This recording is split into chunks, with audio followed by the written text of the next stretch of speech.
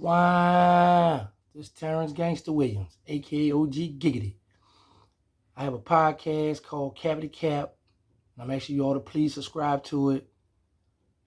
I got me a legal hustle now. This is what I do now. Please subscribe to this channel right here, Cavity Cap Podcast. Queen France and myself, we're gonna be coming with different little topics and different things. So I want you all to support me. Please subscribe. Now let's get to the story. Blackie Moo was in jail at the time. He had left me 3 guns at the house. A 9mm Ruger, a Mac 11, and a 22 machine gun with it was a banana clip, a see-through 25 round banana clip with the little scope on it, with the stock fold on it. Bored one night, one of the homies called me, man, let's go take a ride. I got a rock rental. A rock rental is a car that you pay a crackhead to drive. So we start calling it a rock rental. We pay the crack rock for the car, so it's a rock rental. All right, I jump in the car. It's 3 of us. We go around Club 49ers. Club 49ers set on Saratoga and Thalia, right behind Club Detour, like a block from each other. On a dark street. Jumping though.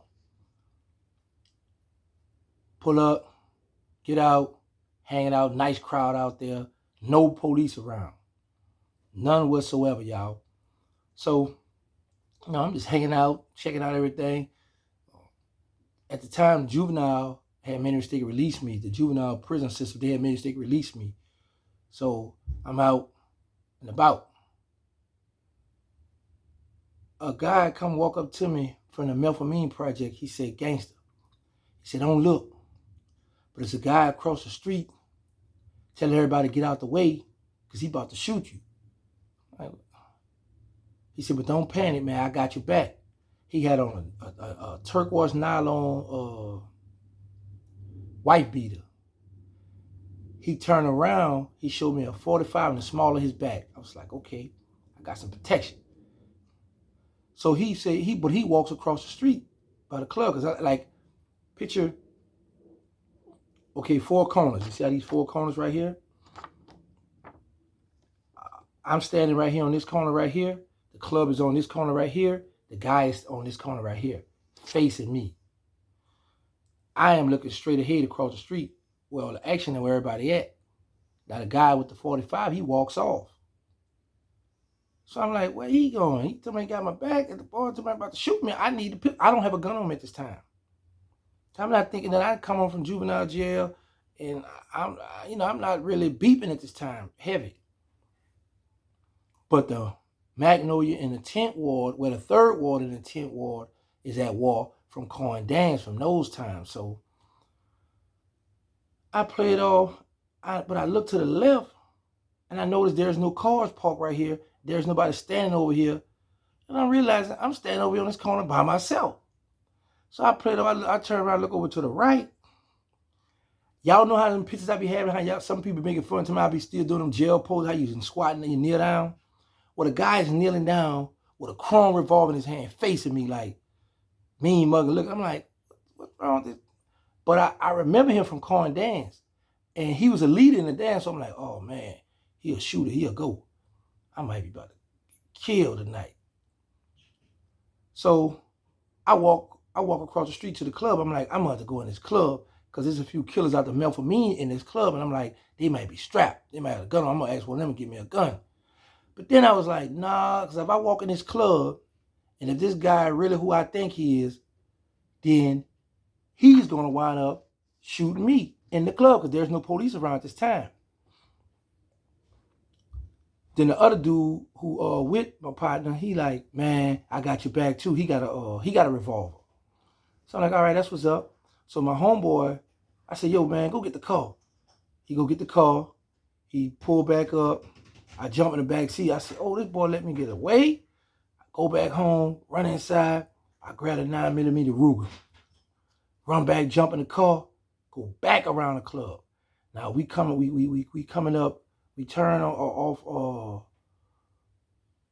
Martin Luther King, and we make a right on Saratoga. So as we coming up the street, I see the dude. Now he's with another guy walking towards his car. I don't think he had a Cutlass or a Regal or something. And I'm in the back seat on the passenger side, so I'm about to jump out and get to working. But I was like, hold up. If I jump out and shoot him, his partner might have a gun and retaliate and hit me. I said, hold up, let me think, let me get this together.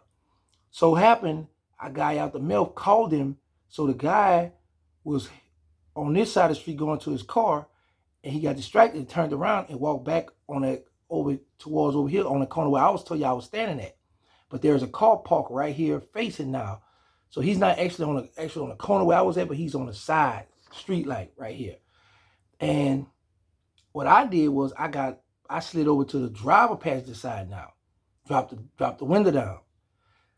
As we pull up, he's talking to the guy at the Melf, they face to face, and his exact words to the guy at the Melf were, man, I don't got no beef with y'all, I got beef with Lil Gangsta out the Magnolia. As soon as he say that, y'all, I hung out the window, stuck behind the window with the hitting him. I hit him like 10 times. He ran, he fell out. The guy at the Melf who said he had my back, he hit him 4 more times. We pull off, go home. A few days later, the police riding through my project looking for me. Now Blackie Moe is home, he out. They said, man, the police come through here looking for you. Billy come through here looking for you. That was his name, Billy. He retired now. He come through here looking for you. What you want with me? Man, he trying to find out what happened with that shooting around the club. So I'm a little nervous now. So Blackie Moe, he say, as long as I'm home, ain't nobody coming to court on you, ain't got nothing to worry about. So I'm like, oh man, it's all good then. Right after that, like a few days later, Blackie Moe get killed. Now I'm back out here on my own. Police looking for me now for this shooting. So what happened, I go back to juvenile jail. They called me to probation to the state for my state for my state charge. And when I get there, they say, hey, the juvenile magistrate released you because that gun charge you had, that was a felony. That wasn't a misdemeanor. You got to go back to the juvenile time. I'm like, what the world? They send me back up to juvenile, man. So while I'm up in juvenile, get ready to plan my escape, that's when homicide come and get me. And when they came and got me, I'm in a holding tank. He trying to get me to tell on my partner for the murder. That's another story, y'all. I'll give y'all about what happened with that.